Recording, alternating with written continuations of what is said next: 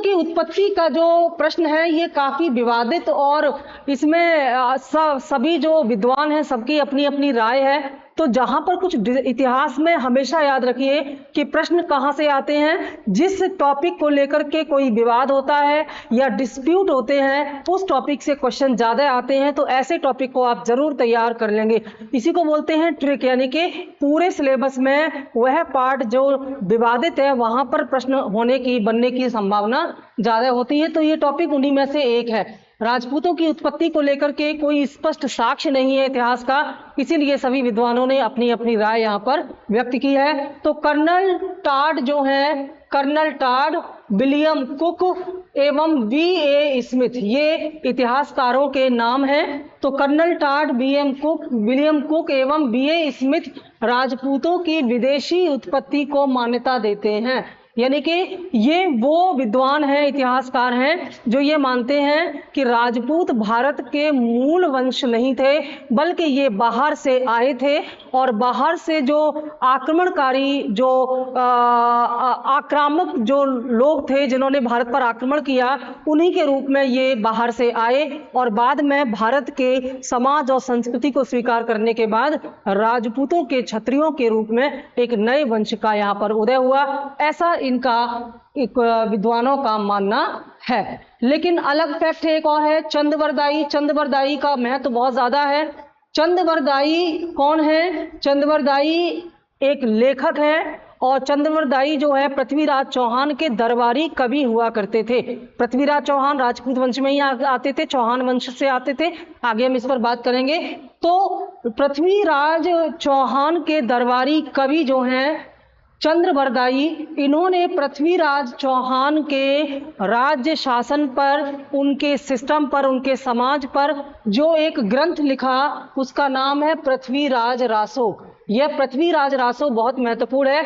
लेकिन कुछ विद्वान ये मानते हैं कि चंद्रवरदायी क्योंकि एक दरबारी कवि था, तो दरबारी कवि होने के कारण चंद्रवरदायी के इस लेख पृथ्वीराज रासो में थोड़ी अतिशयोक्ति भी दिखाई देती है। पृथ्वीराज को खुश करने के लिए और दरबार में अब ज्यादा से ज्यादा वाहवाही लूटने के लिए इस प्रकार के दरबारी कवि बढ़ा चढ़ा करके लिखते हैं। इसलिए पृथ्वीराज रासो में लिखी हुई बातें पूरी तरह से सत्य नहीं मानी जा सकती, ऐसा कुछ इतिहासकारों ने माना है। लेकिन बावजूद इसके पृथ्वीराज रासो में लिखी गई जो घटनाएं हैं या जो ग्रंथ में लिखी हुई बातें हैं, उनके माध्यम से हमें पूरे राजपूत समाज के बारे में बहुत गहरी जानकारी मिलती है, जिनमें से एक जानकारी ये भी है कि राजपूतों की उत्पत्ति कब और कहां से हुई।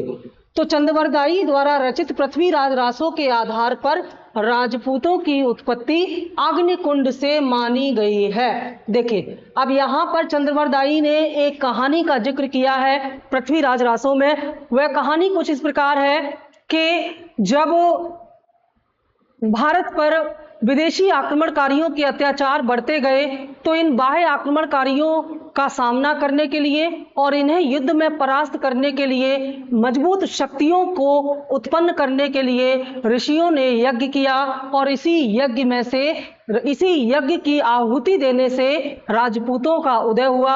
और ये राजपूत विशेष शक्ति से समर्थ होते थे, जिन्होंने इन बाह्य शक्तियों का डट करके मुकाबला किया। तो ये आप देखें, तथ्यों के आधार पर तो ये उचित नहीं है, लेकिन क्योंकि ये एक ग्रंथ में लिखी हुई कहानी है, तो इससे जो इतिहासकार है वो ये अनुमान लगाते हैं कि राजपूतों के उदय के पीछे का जो मूल कारण था वह था बाह्य शक्तियों से उस क्षेत्र की, उस अपने साम्राज्य की स्थापना, साम्राज्य की रक्षा करना। तो बाह्य शक्तियों का सामना करने के लिए, शक्ति प्रदर्शन करने के लिए राजपूतों ने अपने आप को संगठित किया। शायद इसीलिए इन्हें अग्निकुल द्वारा उत्पन्न माना गया है। आपसे प्रश्न पूछा जाएगा कि राजपूतों की उत्पत्ति का अग्निकुल संबंधी सिद्धांत किस स्रोत के माध्यम से पता चलता है, या किस ग्रंथ में राजपूतों की उत्पत्ति अग्निकुंड से मानी गई है? तो वो ग्रंथ है पृथ्वीराज रासो, और इस ग्रंथ के रचयिता हैं चंद्रवरदायी, और चंद्रवरदायी जो हैं वो पृथ्वीराज चौहान के दरबारी कवि हुआ करते थे। बहुत महत्वपूर्ण है ये। तो ये विदेशी उत्पत्ति का सिद्धांत है, ये आपसे पूछा जाएगा। ये अग्निकुंड से उत्पत्ति का सिद्धांत है। और तीसरा सिद्धांत जो है राजपूतों की उत्पत्ति का, वो है देशी उत्पत्ति का सिद्धांत। देशी उत्पत्ति का सिद्धांत मतलब क्या है? कुछ विद्वान या ग्रंथ यह मानते हैं कि राजपूतों की उत्पत्ति भारत के अंदर ही हुई, यह बाहर से नहीं आए। तो इस देशी उत्पत्ति के सिद्धांत के अनुसार गुप्त एवं वर्धन साम्राज्य की समाप्ति के पश्चात, देखिए गुप्त और वर्धन वंश का महत्वपूर्ण शासक कौन था? हर्षवर्धन। और गुप्त वंश के महत्वपूर्ण शासकों में चंद्रगुप्त विक्रमादित्य, और कौन आता है इसमें? चंद्रगुप्त विक्रमादित्य के अलावा समुद्रगुप्त का नाम आता है, जिसने अपनी शक्ति के बल पर उत्तर भारत की राजनीति को केंद्रित किया था। लेकिन गुप्तों और वर्धन की समाप्ति होने के पश्चात उत्तर भारत में अरब आक्रमण बहुत तेजी से बढ़ने लगे। आपने देखा कि सिकंदर के आक्रमण के पश्चात भारत में जो एक तरह से जो विदेशी आक्रमण है, इनकी एक श्रृंखला आरंभ हो गई थी। और इसी श्रृंखला की एक कड़ी था मोहम्मद बिन कासिम। मोहम्मद बिन कासिम ने भारत पर जो आक्रमण किया था, पहला 711 में जो कि असफल हो गया, और दूसरा 712 में जो कि सफल हुआ। तो मोहम्मद बिन कासिम का जो आक्रमण था, यह पहला अरब आक्रमण था भारत पर, और यह पहला मुस्लिम आक्रमण भी था। उसके बाद भारत में समय समय पर जैसे ही सत्ता कमजोर पड़ती या सत्ता का जो नियंत्रण है वो कमजोर पड़ता, वैसे वैसे जो अरब क्षेत्र से होने वाले विदेशी आक्रमण हैं भारत में, वो तेजी से बढ़ते जाते थे। तो ऐसी स्थिति में अरब आक्रमण निरंतर हो जाने से यहाँ पर एक अव्यवस्था एवं असुरक्षा की भावना पैदा होने लगी। उत्तर भारत में जब तक गुप्त और हर्षवर्धन थे तब तक थोड़ी सी शांति थी, लेकिन इनके जाने के बाद जो उत्तर भारत में अरब आक्रमणकारियों का जो अत्याचार था वो निरंतर बढ़ता गया। तो ऐसे में जो अव्यवस्था उत्पन्न हुई, और जो सुरक्षा प्रदान करने के लिए ब्राह्मणों ने शास्त्र को छोड़कर शस्त्र उठाया। ये कौन सा सिद्धांत पढ़ रहे हैं हम? राजपूतों की उत्पत्ति का, देशी उत्पत्ति का सिद्धांत, कि घरेलू कारणों की वजह से देश के अंदर ही राजपूतों की उत्पत्ति कैसे हुई। तो इसमें बताया गया है कि जब अरब आक्रमण बढ़ते गए तो जो ब्राह्मण थे, जो विद्या और यज्ञ आदि के कार्य में लगे रहते थे, उन्होंने शास्त्र छोड़कर शस्त्र उठाया। क्यों शस्त्र उठाया? क्योंकि वह तत्कालीन जनता को सुरक्षा उपलब्ध कराना चाहते थे। तो शस्त्र उठाया और प्राचीन क्षत्रियों से अपना संबंध जोड़ा तथा राजपूत कहलाए। इस सिद्धांत के अनुसार यह माना गया कि राजपूत कहीं बाहर से नहीं आए, बल्कि देश के अंदर ही जो ब्राह्मण लोग थे, जो कि बड़े बड़े ऋषि हुआ करते थे, जिनके पास ज्ञान था, शक्ति थी, उन्होंने शास्त्र छोड़ करके शस्त्र उठाया और पुराने जो कुल थे, क्षत्रिय कुल थे, उनसे अपना वंश जोड़ करके अपने आप को क्षत्रिय कुल में परिवर्तित किया, और वहीं से राजपूतों की उत्पत्ति हुई। और फिर इन राजपूतों ने विदेशी शक्ति का डट करके मुकाबला किया। प्रमुख राजपूत राजवंश कौन कौन से हैं? प्रमुख राजपूत राजवंशों में आते हैं गहड़वाल, चौहान, गुर्जर प्रतिहार। गुर्जर प्रतिहारों का नाम बहुत ज्यादा सुनेंगे आगे आप। हम ये अलग से राजपूत राजवंशों के विस्तार से बताएंगे। देखिए, एक ही वीडियो में सब कुछ नहीं बताया जा सकता, नहीं तो वीडियो इतना लंबा हो जाएगा कि आप भी परेशान हो जाएंगे और हमें भी बहुत कुछ छोड़ना पड़ जाएगा।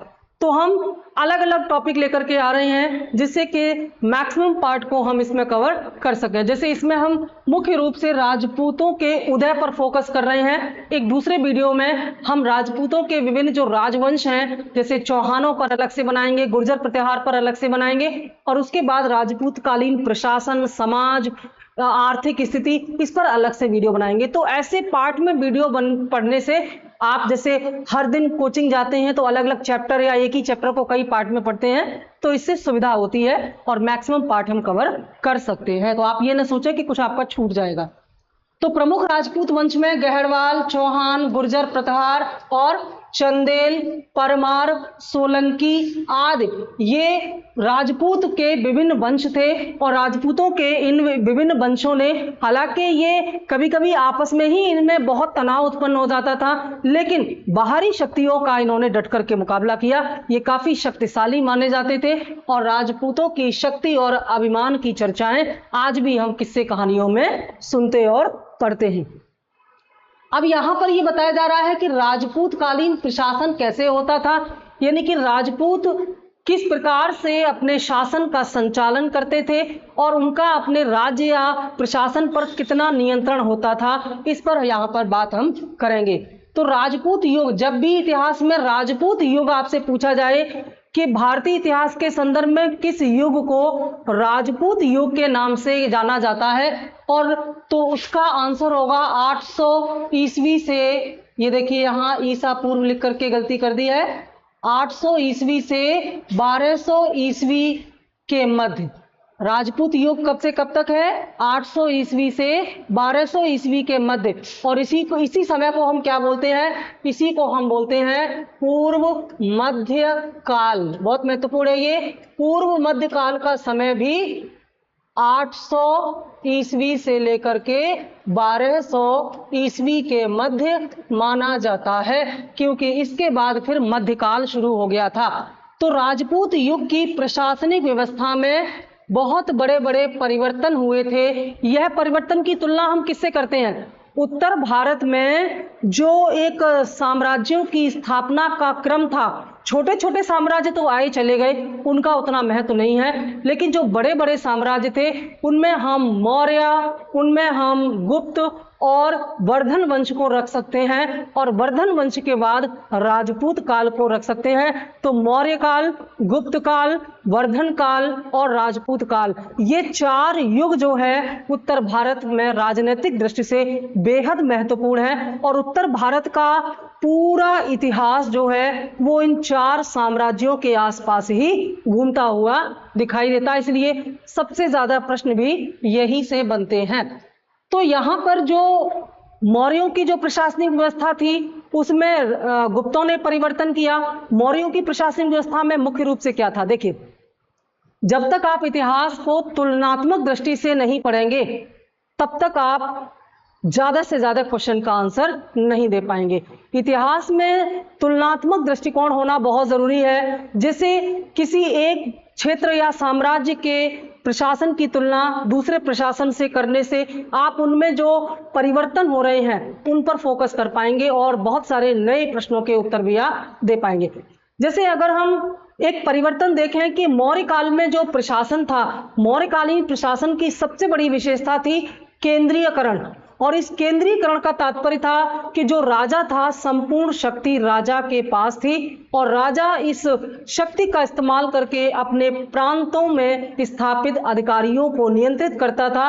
तो केंद्रीयकरण या केंद्रीय व्यवस्था होने के कारण मौर्य साम्राज्य ज्यादा संगठित था और राजा ज्यादा शक्तिशाली था। लेकिन उसके बाद के जो साम्राज्य आए, जैसे गुप्तों का साम्राज्य आया, गुप्तों के साम्राज्य में राजा का पद तो बहुत ऊंचा था, बढ़ा चढ़ा करके उसको बताया जाता था, बड़े बड़े उसको पदवियां उपाधियां दी जाती थी, सम्मान भी बहुत मिलता था। लेकिन राजा के पास जो वास्तविक शक्ति होती है, जिसे हम नियंत्रण की शक्ति कहते हैं, वो कम हो गई थी गुप्तों के पास, अगर हम इसकी तुलना मौर्यों से करें तो। क्योंकि गुप्तकालीन प्रशासन में विकेंद्रीकरण की प्रक्रिया शुरू हो गई थी और विकेंद्रीकरण की प्रक्रिया में जो स्थानीय या प्रांतीय शासक होते हैं इनके पास अधिकार हो जाते हैं और ये केंद्रीय सत्ता यानी कि राजा के नियंत्रण से धीरे धीरे आजाद होने लगते हैं। और ऐसी स्थिति में क्षेत्रीय स्तर पर या स्थानीय स्तर पर जो एक प्रकार से विद्रोह की भावना पैदा होने लगती है, चाहे वो सेना के संदर्भ में हो, चाहे वो अर्थव्यवस्था के संदर्भ में हो, समाज हर क्षेत्र में कानूनों में परिवर्तन दिखाई देने लगता है, तो राजा की शक्ति कम हो जाती है। यह परिवर्तन हमने देखा गुप्तकालीन प्रशासन में। उसके बाद गुप्तोत्तर में यह और ज्यादा हुआ। वर्धन वंश में क्या हुआ? हर्षवर्धन बहुत ही दानी स्वभाव का था, वह बहुत उदार शासक था। तो हर्षवर्धन ने बड़ी मात्रा में गांव दान में दिए, जमीनें दान में दी, ब्राह्मणों को, विद्वानों को, कवियों को बड़े बड़े दान दिए गए। तो जो जमीन या गांव दान में दिए जाते थे, उन जमीन और गांवों पर से राजा का नियंत्रण कमजोर हो जाता था और उन क्षेत्रों में यानी कि दान दी गई भूमि में रहने वाली जो जनता थी उस पर से राजा का नियंत्रण कमजोर पड़ जाता था। और जिस अधिकारी को या जिस विद्वान को, जिस ब्राह्मण को वह गांव या जमीन दान में मिलती थी, वही उसका अधिकारी और नियंत्रणकर्ता बन जाता था। तो एक सामंतवाद की शुरुआत यहां से दिखाई दे रही है और राजपूत काल में यही सामंतवाद बहुत बड़े पैमाने पर दिखाई दिया।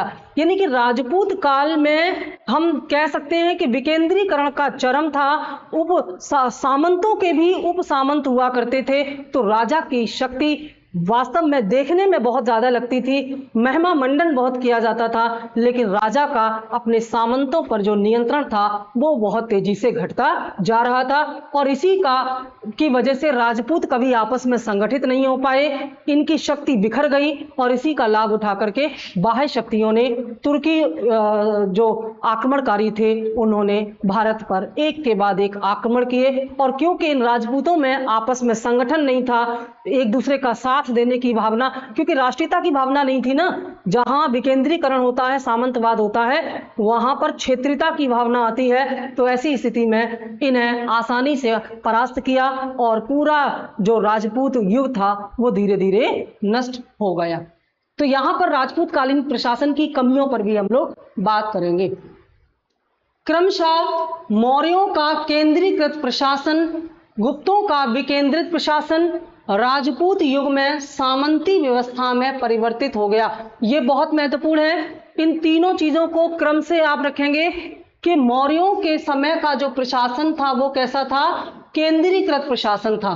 पूरा केंद्र जो है, पूरा जो नियंत्रण है शासन का, वो राजा के पास होता था। लेकिन गुप्तों के शासन काल में प्रशासन विकेंद्रित हो गया, क्योंकि राजा के पास संपूर्ण नियंत्रण नहीं होता था। भूमि दान की जो व्यवस्था थी या तनख्वाह या वेतन के रूप में भूमि देने का जो सिस्टम था, इससे स्थानीय स्तर पर विकेंद्रीकरण की जो भावना है वो तेजी से पैदा हुई। और उसके बाद राजपूत युग में आते आते इसका चरम जो है वो सामंती व्यवस्था में दिखाई दिया। सामंती व्यवस्था में होता क्या है कि प्रांतों में अपने राजा होते हैं और वे जो उस राष्ट्र या क्षेत्र का जो मुख्य राजा है उसके प्रति जवाबदेह होते हैं। तो इस व्यवस्था ने राजपूतों को सबसे ज्यादा नुकसान पहुंचाया। शासन व्यवस्था में एक रूपता का अभाव था। जब विकेंद्रीकरण होगा, सामंतवाद होगा, तो शासन में, प्रशासन में एक रूपता नहीं आएगी। हर क्षेत्र में अपना राजा होगा, उसके अपने कानून होंगे और कानूनों में आपस में जब टकराव होगा तो जो केंद्रीय सत्ता है और जो स्थानीय सत्ता है उसके बीच में टकराहट होगी। तो ये समस्या राजपूत काल में प्रशासन में दिखाई देती है। संपूर्ण प्रशासनिक व्यवस्था संघीय सामंती व्यवस्था पर आधारित था, यानी कि सामंती व्यवस्था पूरी तरह से संगठित हो चुकी थी, जिसे तोड़ना संभव नहीं था। और सामंतवाद का यह जो लक्षण है, जो विशेषता है, वो प्रशासन के प्रत्येक क्षेत्र में दिखाई देती थी। साम्राज्यवादी प्रवृत्ति के विकास ने क्षेत्रीय राजाओं की शक्ति में वृद्धि की। जो क्षेत्रीय राजा थे वे हमेशा अपने साम्राज्य का विस्तार करने का प्रयास किया करते थे। ज्यादा से ज्यादा शक्ति इकट्ठा करके वे स्वयं को राजा के रूप में स्थापित करने का, यानी कि जो सामंत हुआ करते थे उन्होंने स्वयं को राजा के रूप में स्थापित करने के लिए निरंतर अपनी साम्राज्यवादी शक्ति का प्रयास किया और इससे क्षेत्रीय राजाओं की शक्ति में वृद्धि हुई। वंशानुगत राजतंत्र था, यानी कि राजतंत्र पहले से ही डिसाइड था, उत्तराधिकार के नियम पर आधारित होता था। राजा के ज्येष्ठ पुत्र को ही पुनः राजा की मृत्यु के बाद राजा बनाया जाता था। तो वंशानुगत राजतंत्र ने क्या किया, वंशानुगत राजतंत्र होने के कारण कभी कभी अयोग्य व्यक्ति भी शासन की सत्ता पर काबिज हो जाते थे और ऐसे अयोग्य व्यक्ति के शासन काल में साम्राज्य विघटनकारी तत्वों से भर जाता था। राजस्व नहीं होगा, यहां पर राजत्व होगा। राजत्व में देवत्व के सिद्धांत ने राजा की गौरवपूर्ण स्थिति का बोध कराया है। यानी कि यह माना जाता था कि जो राजा है उसमें देवताओं के समान गुण हैं और जनता को अपने राजा का उसी प्रकार से सम्मान करना चाहिए जैसे कि देवताओं का करता है। यानी कि राजा देवताओं के बराबर महत्व रखता है और राजा को सम्मान देना हमारा कर्तव्य है। ऐसी से ये लगता है कि राजा का पद बड़ा ही महत्वपूर्ण है। यद्यपि राजा को बड़ी बड़ी पदवियां दी गई हैं, सम्मान दिया गया है, लेकिन यहां पर राजा के महत्व में, राजा की शक्तियों में कमी होती दिखाई देती है।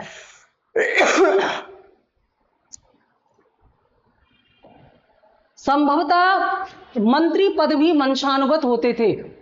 मान लीजिए किसी देश में या किसी क्षेत्र में राजा वंशानुगत होता है तो कहीं तक समझ में आता है, लेकिन राजा के जो सहायक लोग होते हैं, जिनके सहायता से राज्य का संचालन होता है, जब वो भी वंशानुगत होने लग जाएं, जैसे रक्षा मंत्री का पुत्र ही रक्षा मंत्री बने, गृह मंत्री का पुत्र ही गृह मंत्री बने, युद्ध मंत्री का पुत्र, तो इस तरह से अयोग्य जो अधिकारी हैं उनका भी अयोग्य अधिकारी और मंत्रियों का एक जमावड़ा लग जाता है। तो ऐसे साम्राज्य को समाप्त होने से कोई भी नहीं बचा सकता। तो राजपूत काल में न केवल राजा का पद वंशानुगत था, बल्कि वहां पर मंत्रियों का पद भी वंशानुगत हो गया था। और यह मंत्री पद, जो उच्च मंत्री पद थे, सामान्यतः ब्राह्मणों को ही दिए जाते थे।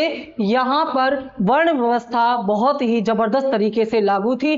तो अगर अयोग्य व्यक्तियों को मंत्री पद दिए जाएंगे केवल वर्ण के आधार पर, केवल वंश के आधार पर, तो समस्याएं पैदा हो जाती थी। मंत्रियों का जो प्रभाव है वह उनकी योग्यता पर निर्भर करता था, यानी कि राजा पर मंत्री का क्या प्रभाव होगा या शासन संचालन में मंत्रियों की भूमिका क्या होगी, यह निर्भर करता था कि मंत्री कितने योग्य हैं और शासन पर, राजा पर उनका कितना प्रभाव है। ठीक है, ये इस बात पर निर्भर करता था। इस काल में जो प्रमुख अधिकारी हैं, राजपूत काल के जो अधिकारी हैं, उनके नाम काफी हद तक गुप्तकालीन अधिकारियों से मिलते जुलते हैं, कहीं कहीं परिवर्तन भी दिखाई देता है। तो राजपूत कालीन मुख्य जो अधिकारी हैं, जो कि प्रश्न में बार बार पूछे जाते हैं, उनको यहाँ पर लाया गया है। जैसे पहला महत्वपूर्ण अधिकारी है महासंधि विग्रहिक।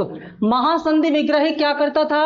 यह युद्ध एवं शांति मंत्री था, यानी कि युद्ध का संचालन, युद्ध की समाप्ति और युद्ध जो करने वाली सेनाएं हैं उनके बीच में कैसे समझौते और संधियां कराई जाएं, इसकी जिम्मेदारी जिस अधिकारी के पास थी उसे राजपूत काल में कहा जाता था महासंधि विग्रहिक। ये बहुत बहुत पूछे जाते हैं। दूसरा जो महत्वपूर्ण अधिकारी था अक्षपटालाधिकृत।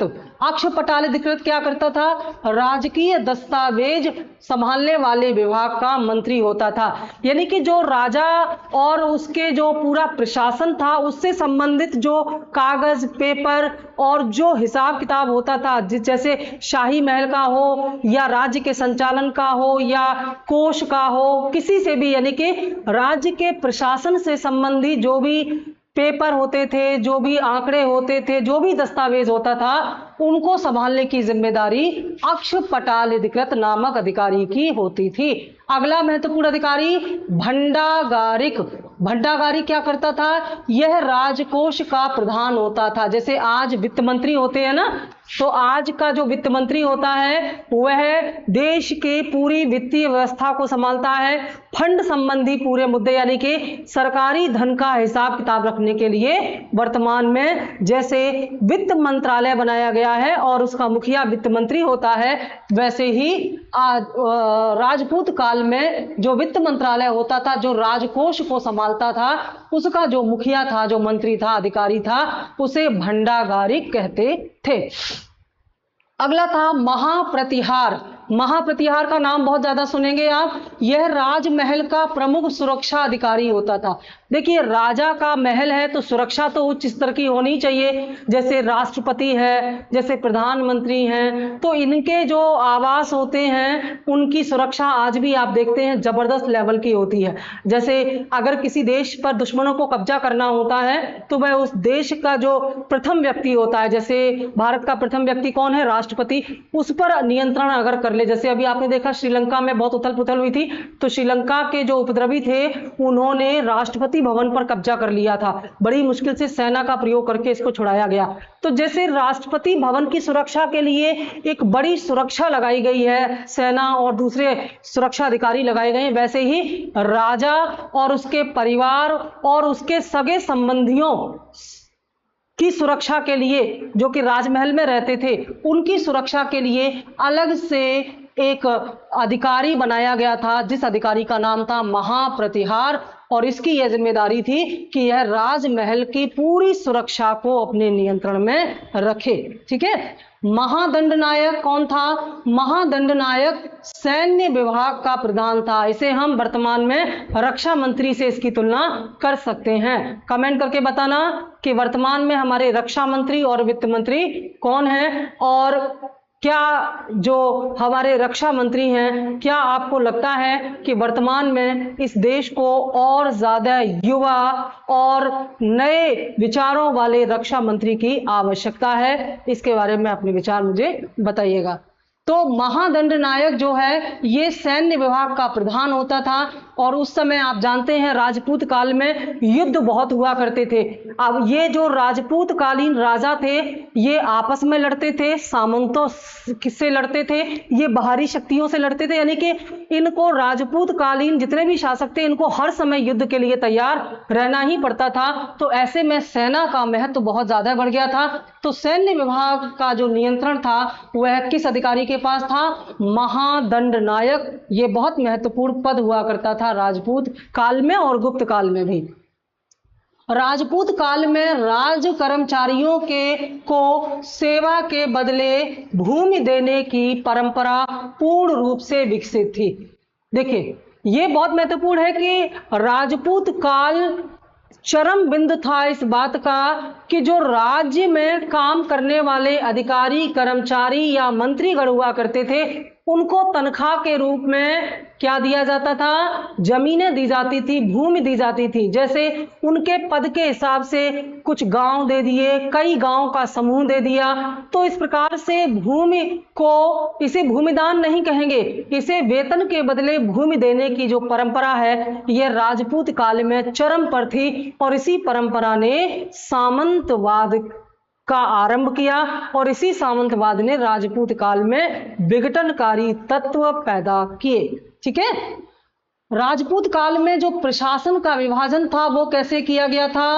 राज्य सबसे बड़ी इकाई था राज्य, उसके बाद भुक्ति, फिर मंडल, फिर विषय और फिर पथक। ये प्रशासन का विभाजन था। राज्य, भुक्ति, मंडल, विषय और पथक नाम से ये राजपूत कालीन प्रशासन का विभाजन दिखाई देता है। राजपूत कालीन समाज कैसा था इसमें पूरा पार्ट कवर कर लिया गया, क्योंकि अगले वीडियो में हम राजपूत के वंशों को अलग से लेकर के आएंगे, चौहानों पर, गुर्जर प्रतिहारों पर अलग से वीडियो बनाएंगे। तो इसमें समाज और राजनीति को शामिल कर लिया गया। राजपूत कालीन समाज की मुख्य विशेषता क्या थी? वर्ण एवं जाति आधारित समाज था, यानी कि समाज में वर्ण व्यवस्था और जाति व्यवस्था चरम पर थी। और जाहिर सी बात है कि जब वर्ण और जाति व्यवस्था कट्टर और कठोर होती है तो समाज में आपस में तनाव उत्पन्न होता है, और ऐसे में समाज में एक रूपता और आपस में सहिष्णुता नहीं होती, तो समाज में विघटनकारी तत्व पैदा होते हैं, तो राज्य तो अपने आप कमजोर पड़ जाता है।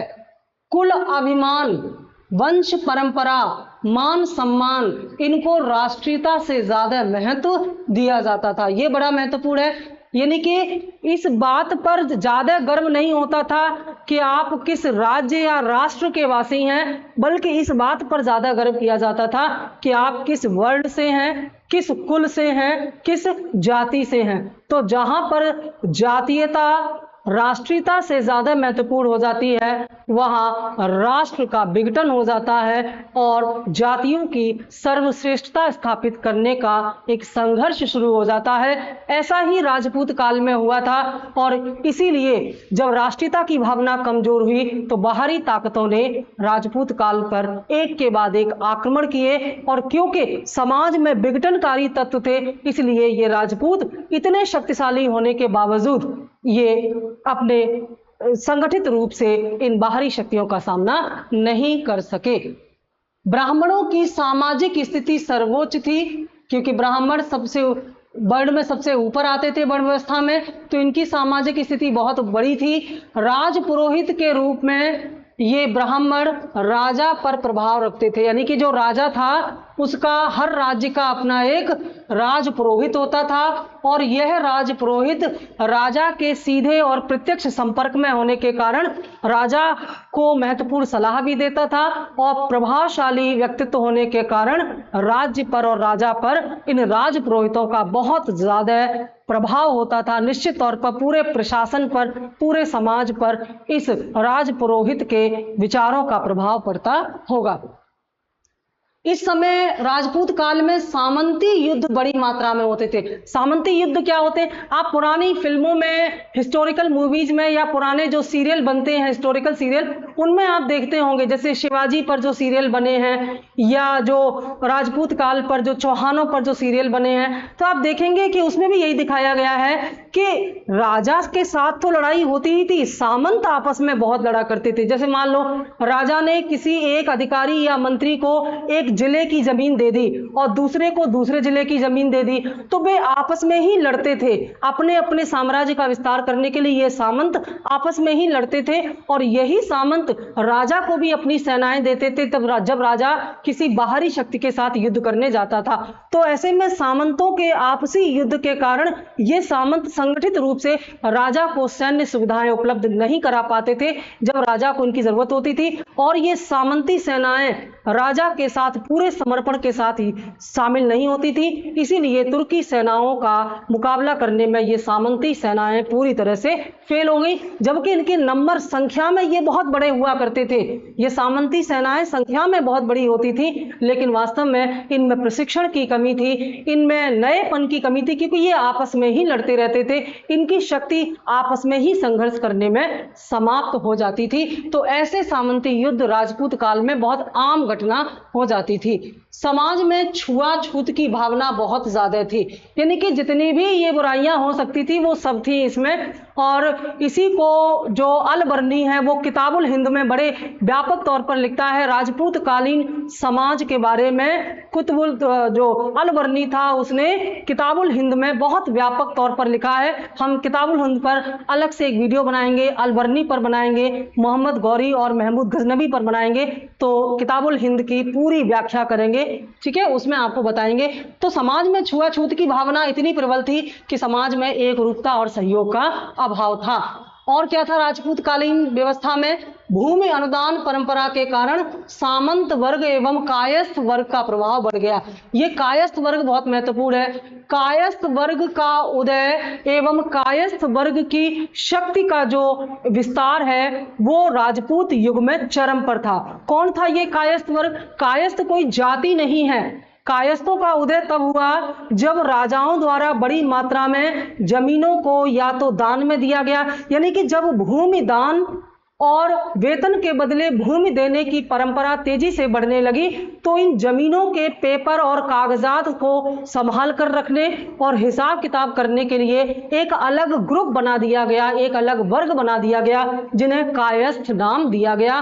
तो ये कायस्थों का जो वर्ग था, ये सब जो राज्य में है उसमें लिखा पढ़ी का काम करता था, और ये लिखा पढ़ी केवल भूमि दान से संबंधित हुआ करती थी। जमीनों को, चाहे विद्वानों को जमीन, आप जानते हैं कि राजपूतों ने, गुप्तों ने और वर्धन वंश ने, इन्होंने विद्वानों को आश्रय दिया और कवियों को आश्रय दिया, तो बड़ी मात्रा में ये जमीनें दान दिया करते थे। तो ऐसी दान में दी गई जमीनों को के हिसाब किताब करने के लिए, उनके पेपर और दस्तावेजों को संभालने के लिए कायस्थ वर्ग का उदय हुआ। तो राजपूत काल में भूमि दान और वेतन के बदले भूमि देने की परंपरा बहुत ज्यादा थी, इसीलिए कायस्थों के भी स्थिति में वृद्धि हुई। कायस्थों का जो महत्व था वो बढ़ता गया और इनकी शक्ति में विस्तार होता गया। तो कायस्थों का वर्ग का जो प्रभाव था, क्योंकि भूमि अनुदान परंपरा बहुत थी, ये बहुत ज्यादा था इस समय। और क्या था?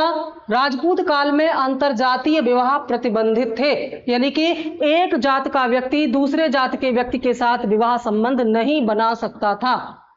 और क्या था? बाल विवाह, बहु विवाह, सती प्रथा, जौहर जैसी कुप्रथाएं प्रचलित थी। ये सारी कुप्रथाएं थी समाज में। बाल विवाह यानी कि कम उम्र में ही बच्चों का विवाह कर दिया जाता था। बहुविवाह किसके होते थे? पुरुषों के बहुविवाह होते थे। अब एक पुरुष समाज जो है एक से ज्यादा पत्नी रख सकता था।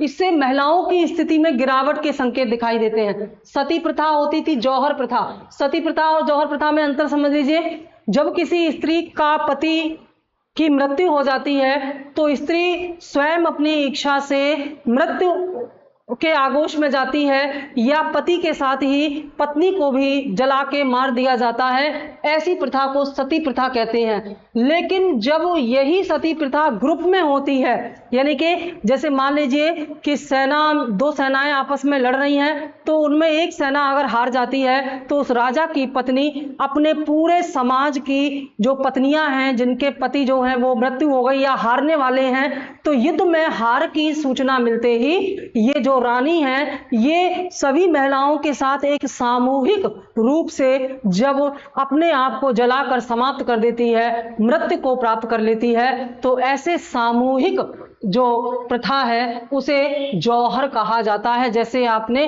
पद्मिनी फिल्म में देखा था कि जौहर प्रथा में सामूहिक रूप से पति की मृत्यु के बाद या युद्ध क्षेत्र में पति के हारने की स्थिति में, ताकि ये जो महिलाएं हैं ये दुश्मन जो सेना है उसके हाथ न लगे, इनके साथ दुर्व्यवहार न किया जाए, इसीलिए सामूहिक रूप से जब मृत्यु का वरण करती थी तो उसे जौहर प्रथा कहते थे। लेकिन व्यक्तिगत रूप से जब एक स्त्री इस प्रकार से मृत्यु को प्राप्त करती है, पति की मृत्यु के बाद स्वयं भी उसी अग्नि में कूद कर मर जाती है, तो उसे सती प्रथा कहते हैं। दोनों में ही महिलाएं अपने आप को जलाकर मार देती हैं। स्त्रियों की स्थिति में गिरावट थी, ये सारी स्थिति होगी तो स्त्रियों की स्थिति में गिरावट तो आएगी ही, और संभवतः स्त्रियों की ये जो गिरी हुई हालत थी इसके पीछे अन्य तत्व तो जिम्मेदार थे ही, लेकिन बाह्य आक्रमण भी इसके लिए बहुत बड़े कारण थे, क्योंकि बाह्य आक्रमणों से स्त्रियों की सुरक्षा करने के लिए ही उनका बाल विवाह होता था, और इसीलिए उनको जो है सती और जौहर प्रथा जैसे कुरीतियों का पालन करना पड़ता था। समाज दो वर्गों में बट गया था। राजपूत कालीन समाज दो वर्गों में बट गया था। पहला वर्ग सुविधा भोगी और दूसरा सुविधा विहीन वर्ग थे। सुविधा भोगी वर्ग कौन था? जो राजा था, राजमहल के लोग थे, मंत्री थे, अधिकारी थे, यानी कि जो प्रशासन में कहीं ना कहीं थे, सामंत थे, उप सामंत थे, ये सुविधा प्राप्त वर्ग में आते थे। इनके पास सारी शानो शौकत होती थी। लेकिन जो समाज का सामान्य वर्ग था, जिसमें आम आदमी आता था, जिसमें छोटे मोटे व्यापारी, शिल्पी, कारीगर और सामान्य परिवार आते थे, ये सुविधा संपन्न नहीं थे, क्योंकि इनके ऊपर पूरी जिम्मेदारी थी। ये टैक्स देते थे, लेकिन इन्हें अधिकार के नाम पर कुछ नहीं था। कभी जाति, कभी वर्ण और कभी परंपराओं के नाम पर इस सुविधा विहीन वर्ग को बहुत सारी त्रासदी झेलनी पड़ती थी।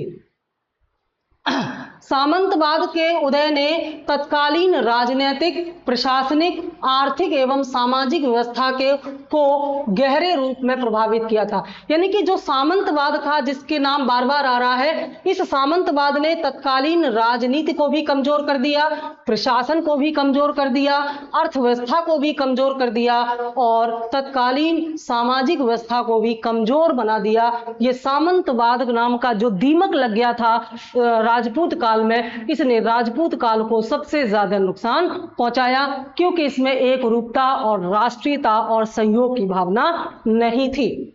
सामंतवाद ने केंद्रीय सत्ता को दुर्बल करके क्षेत्रीय राज्यों का उदय किया। क्या किया सामंतवाद ने? सामंतवाद पर अलग से बहुत प्रश्न आते हैं।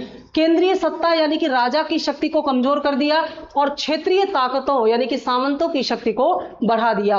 भूमि पर दबाव बढ़ने लगा, क्योंकि राज्य का पूरा खर्च जमीन पर लगने वाले टैक्स से चलता था, तो भूमि पर दबाव बढ़ा। किसानों, शिल्पियों की गतिशीलता समाप्त हो गई, क्योंकि किसान और शिल्पी जो हैं ये बहुत ही नियमों में काम करते थे।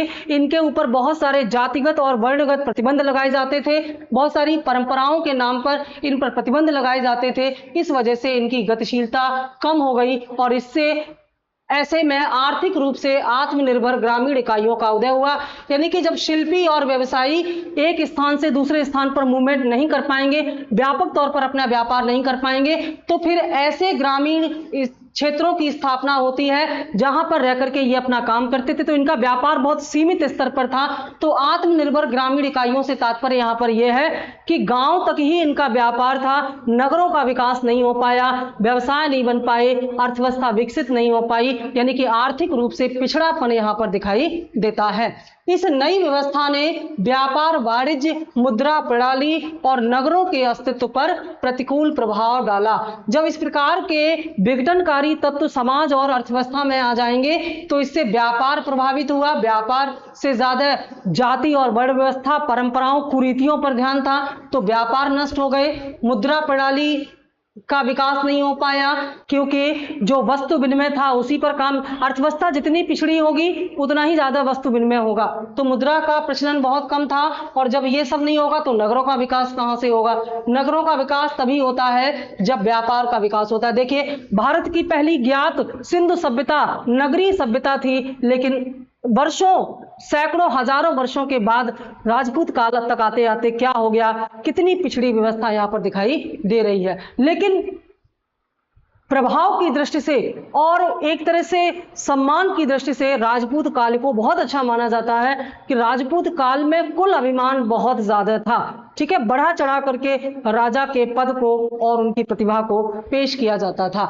आर्थिक तत्व क्या थे राजपूत काल में? राजकीय आय का मुख्य स्रोत भूमि कर था। राज्य की आय का मुख्य स्रोत यानी कि राज्य का संचालन किस पैसे से चलता था? भूमि कर से चलता था। और भूमि कर को भाग, उद्रंग और धान्य कहा जाता था। ये प्रश्न बहुत पूछे जाते हैं। ठीक है, हिरण्य का क्या था? हिरण्य नगद कर होता था। कई बार, सैकड़ों बार ये प्रश्न पूछा गया है। हिरण्य कर कैसा था? जो नगदी में दिया जाता था, कैश में दिया जाता था। जैसे किसानों पर टैक्स लगा है तो किसान कुछ टैक्स धान के रूप में देते थे, धान या फसल के रूप में। जो फसल के रूप में देते थे उसे धान्य कहा जाता था, लेकिन जो नगद के रूप में, मुद्रा के रूप में देते थे उसे हिरण्य कहा जाता था। किसानों पर कर का भार अधिक था और वे बेगार भी देते थे। बेगार का मतलब क्या है? राज्य के लिए, राजा के लिए और राज्य के लिए बिना किसी पैसे के काम करना, यानी कि कुल मिलाकर के दास प्रथा। तो दास प्रथा ने भी श्रम का मिसयूज किया और श्रम का बेगार हुआ। यहाँ पर राज्य की आय का एक बड़ा भाग राजा, दरबार, सेना, युद्ध, दान, शिक्षा, कला आदि के विकास पर खर्च होता था। यानी कि जो भी पैसा आता था टैक्स से वो इन चीजों पर खर्च होता था, राजा के और शान और शौकत में दिखावे पर। लेकिन उत्पादक कार्यों में राज्य की दिलचस्पी नहीं थी। यानी कि राज्य की व्यवस्था को सुधारने के लिए, व्यापार वाणिज्य को आगे बढ़ाने के लिए खर्च नहीं किया जाता था, बल्कि अन्य अनुत्पादक कार्यों में खर्च किया जाता था। साम्राज्यवादी प्रवृत्ति क्या होती है? साम्राज्यवादी प्रवृत्ति का मतलब होता है अपने साम्राज्य का विस्तार करना, और इसके लिए हमेशा युद्ध के लिए तैयार रहना पड़ता है। तो साम्राज्यवादी प्रवृत्ति के कारण सेना का महत्व बहुत ज्यादा था और राजा जो था वो सामंती सेना पर निर्भर था। मैंने बताया था राजा कैसे सामंती सेना को मंगाता था, जब उसे युद्ध पर जाना होता था। सेना के सामंती संगठन ने सैनिकों में राज्य के प्रति निष्ठा की भावना को कमजोर कर दिया।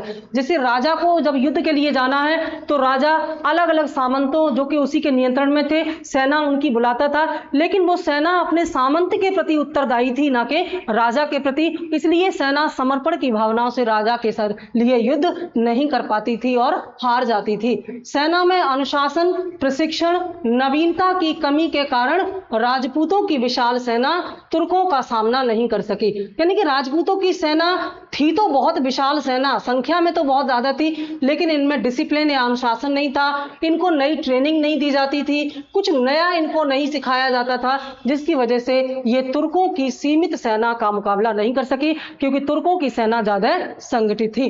अतः राजपूत कालीन व्यवस्था का मुख्य दोष सामंतवाद था। ये बार बार आ रहा है, राजपूत कालीन व्यवस्था का मुख्य दोष जो है सामंतवाद था, जिसने विघटनकारी तत्वों को आश्रय दिया तथा राज्य, राजा एवं प्रशासन सभी को कमजोर बना दिया। यानी कि जो राजपूत काल है उसमें जितने भी दोष थे, उन दोषों का जो मूल आधार केंद्र था वह था सामंतवाद, और सामंतवाद की व्यवस्था मजबूत होने के कारण अन्य क्षेत्रों में भी नए नए दोष उत्पन्न हुए और राजपूतों का अंत हो गया। तो आज राजपूतों के उदय और राजपूत कालीन समाज, संस्कृति और प्रशासन के बारे में हमने जाना, और बाद में हम राजपूतों के अलग अलग वंश के बारे में भी जानेंगे। Thank you.